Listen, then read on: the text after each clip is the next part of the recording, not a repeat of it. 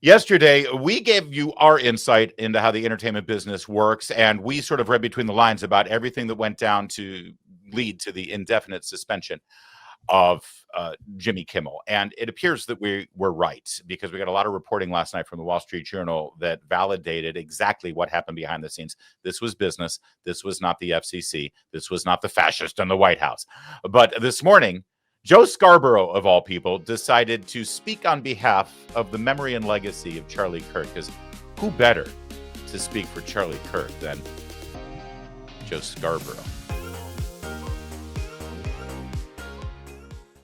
But first, let's bring our friend Chris DeGaulle as we look at yesterday's reporting from the Wall Street Journal. Chris, of course, the morning host on Salem Radio Network and Salem News Channel. Thanks for joining us today, Chris. I know, again, it's been another tough week, but who better? I think our first conversation was about David Letterman and late night talk shows. And the first thing you ever posted at Breitbart that I remember was about this phenomenon. So I'm so glad to bounce this off of you. No, listen, this is, it's critically important, actually, and I'm glad that really the first meaningful debate or discussion to come from Charlie's death is that of speech. Let's have it. There's nothing more important than that for you and me. It's how we've made our living for a very long time. Well, and as I said yesterday, I'm sorry. Now we're worried about the fact that people can't come out and express themselves without fear of being fired. Try being a radio talk show host for the last 40 years. I have a montage, not to be self-promoting too much here, but I pinned a montage that we made on the show some time ago at, if you go to my X account, Chris DeGaulle, I have about a 3.5-minute montage of a series of Democrats in recent years talking about how they want to control speech, and they've said as much, and we certainly know the recent history of the government colluding with social media platforms.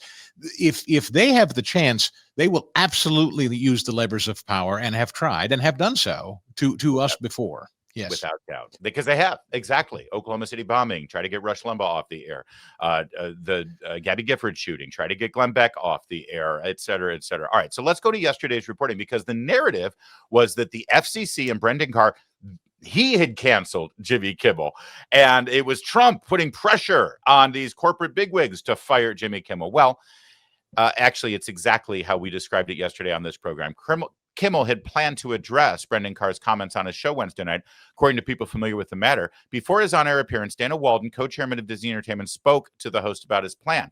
After the conversation between Kimmel and Walden, she and other senior executives thought that the star's approach could make the situation worse. People familiar with their conversation said executives also discussed staff safety, including threatening emails staff on Kimmel's show had received after Carr's remarks. Walden huddled with her team and Disney chief executive Bob Iger before the two executives decided to temporarily take Jimmy Kimmel off the air. Person close to the show said that Kimmel was planning to say that his words were being purposely twisted by some members of MAGA movement. And real fast, doubling down over at Hollywood Reporter, sponsor panic and a defiant host. It appears that the advertiser calls began to roll in, and then the big affiliate conglomerates, Nexstar and Sinclair, threatened to preempt the show. The bottom line here, Chris DeGaulle, as I said yesterday, Jimmy Kimmel was going to go back out there, triple down, make it worse, and even more forcefully attack Trump and viewers and voters who support Donald Trump. It's obvious what happened here. I'll give you a personal story, because this is not lost on me. Here's a personal story from years ago. I'm on the radio in Philadelphia, and a woman with cancer goes on the Ellen show, and she's surprised by Chase Utley giving her Philadelphia Phillies tickets. And I, trying to make a joke out of this, because the Phillies were playing rancid baseball at the time, not the outstanding ball they're playing now, I said, oh, here's a sick woman with cancer, and she's rewarded with this rotten baseball team, was the joke I was trying to make. It didn't come out that way. The community was outraged, and the left came after me, and sponsors came out of the woodwork and said, what the... I had to really clean up a mess, because I tried to make a stupid joke around something that was very sensitive, a sick woman with cancer. It was boneheaded. It was boneheaded. I shouldn't have gone there. I shouldn't have even tried to make a joke around that. And I did, and I failed. And I was punished for it. Not by the federal government, but, sponsors, my bosses. I had to explain myself. So if I had gone in and said, I'm not only proud of that joke, I'm going to tell it again tomorrow, and I got another rib tickler about a lady with cancer. Like, my boss would say, no, you're not. You're done. And if you idiots are too stupid to understand the context of this joke, you're the problem and you can go somewhere else. That's right. My words are being twisted and I will not be silenced. That's That right. doesn't go well for us. Yeah, but the difference is we have a staff of maybe 2 at best, maybe That's right. 3. That's we right. don't have writers. And we do it live where Jimmy Kimmel has God knows how many people working on his staff. They tape it. And then afterwards, people review it at the highest levels before it actually goes on. So smart. There's nothing live about Jimmy Kimmel Live. It's pre-taped hours in advance and it can be edited. It can be written. I mean, yes, everybody knows that's coming from downtown. It's written on a prompter on cue card. You're exactly right. And then there's this, by the way, hidden in the Hollywood Reporter story was this little tidbit that we discussed yesterday. The 18 to 49 demo, coveted most by advertisers, has cratered. Kimmel averaged only 129,000 viewers nationwide in that bracket in August. Chris, your radio show gets more than that, and you're not on after the evening news on the ABC network. This show that everyone is watching right now on a daily basis gets more viewers in the middle of the day on YouTube. Yes. This is not about censorship. I honestly think Disney, ABC, they've been looking for a reason, and Jimmy Kimmel handed it to him on a silver platter. I couldn't agree more. I said yesterday, I expect that they will announce we couldn't come to an agreement with Jimmy going forward, so we wish him well. And I think that much like CBS, Live is going to go away and suffer a swift death. And then I think Jimmy Fallon and the Peacock Network ought to be very, very mindful of the environment. Not because of speech, mindful of the business environment. These networks are clearly waving the white flag and saying, we've hemorrhaged enough money. It's just not worth it anymore.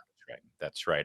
Okay. So, but now the moment we've all been waiting for, because you see, last week on Wednesday, as we all saw horrifically before our very eyes, a young 31-year-old man, a talk show host, a podcaster, and a political activist was silenced in the middle of engaging in a free speech debate on ideas on a college campus. And I don't remember anybody on the left or in the media standing up and screaming that this is a dangerous, dangerous, horrible thing for free speech in America.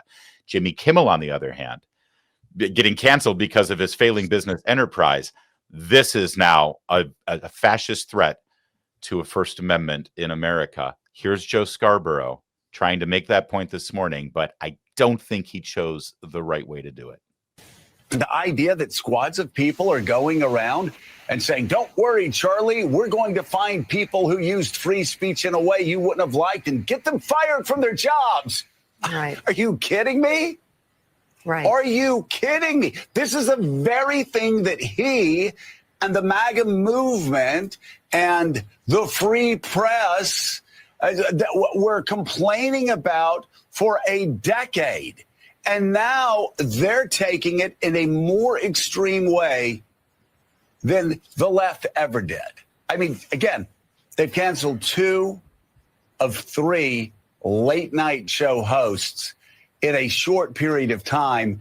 And now they're threatening retribution for people who won't print out flyers. They're threatening retribution for people that put out a mean tweet. I mean, we've made it very clear.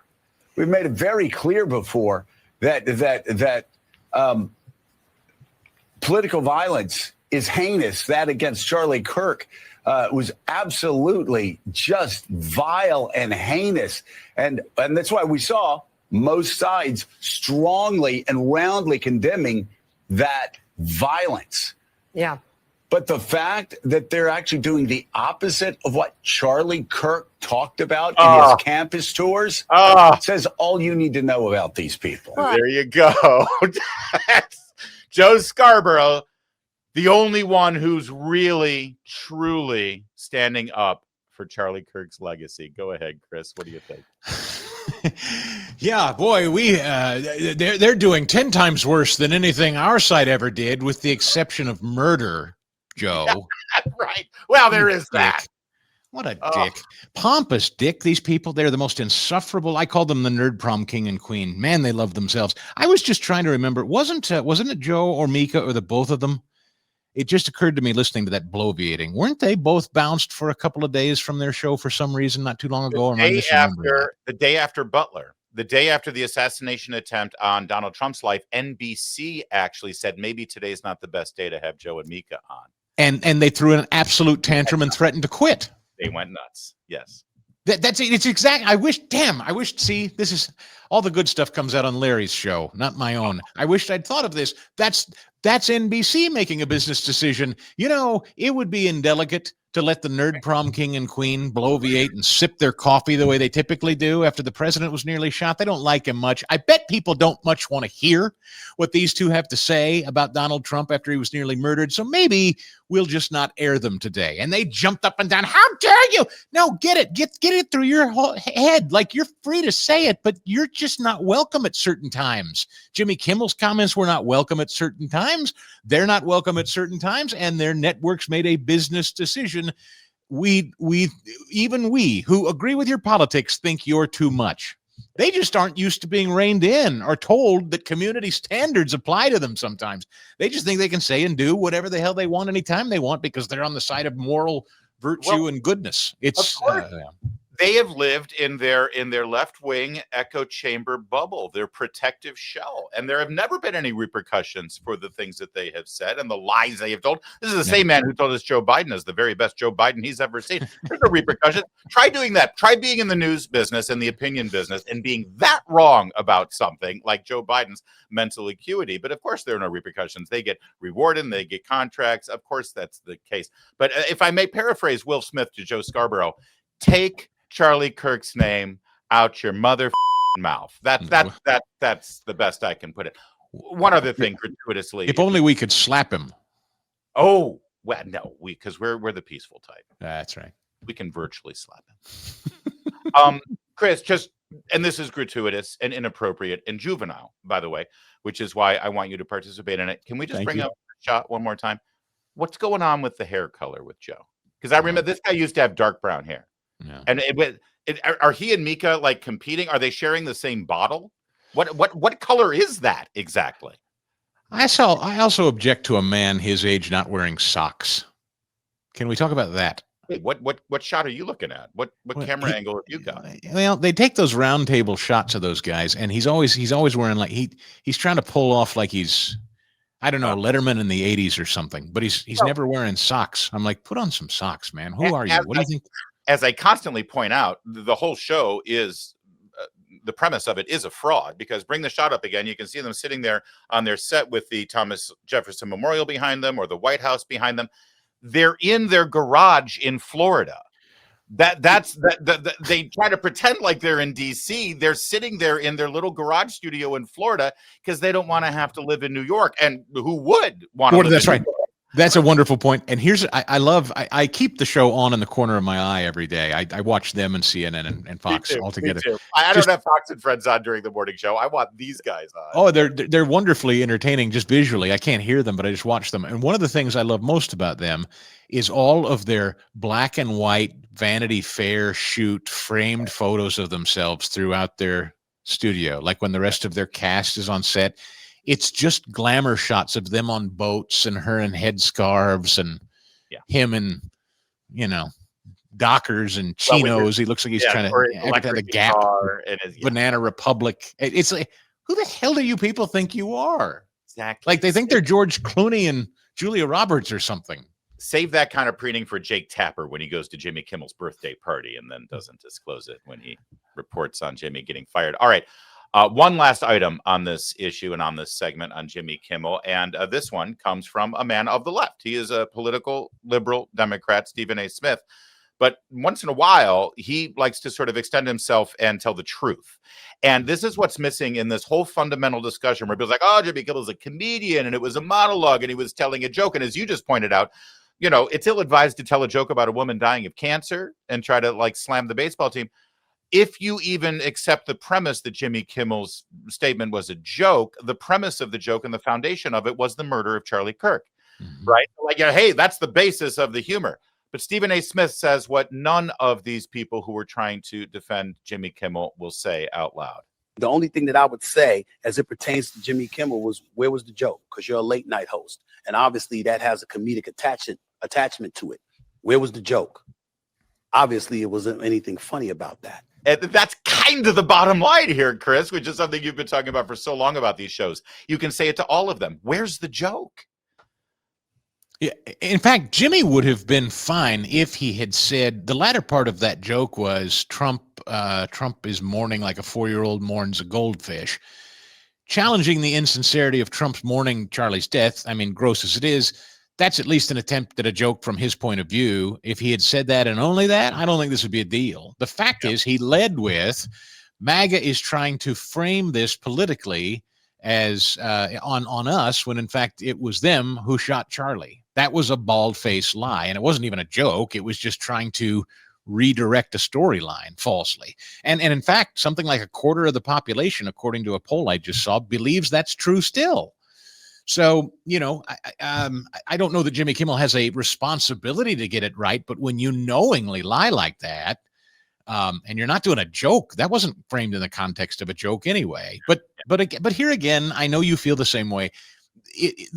Disney and ABC responded because the community writ large responded. It didn't require any agency action. They knew what he'd done, and they took care of it before anybody else had to address it. That's right. And even before Joe Scarborough had to come out. That's right. Yeah. Speak on behalf of the memory of Charlie. Looking forward to this Sunday where we're going to have the memorial service, and like half the cabinet's going to be there. It's going to be insane at this football stadium for the Cardinals. Do you think they're going to bring Joe Scarborough out to speak on behalf of Charlie? That would be maybe a piñata or an effigy or something. Yeah. All right. Chris, it's been a rough news cycle for the last 10 days, but I've really admired how you've handled it. I've been watching you. Of course, follow Chris DeGaulle on X, and of course on his YouTube channel, as well as his morning show is put out there and distributed, and it's been compelling stuff, and nobody does it like you. It's always great to talk with you. Well, I love you, brother. Thank you. That's very kind. And check out that montage. If you ever want to remind yourself what Democrats are all about with censorship, that montage is right there at the top of my X feed. You'll enjoy it. Share it with others you love. Amen to that.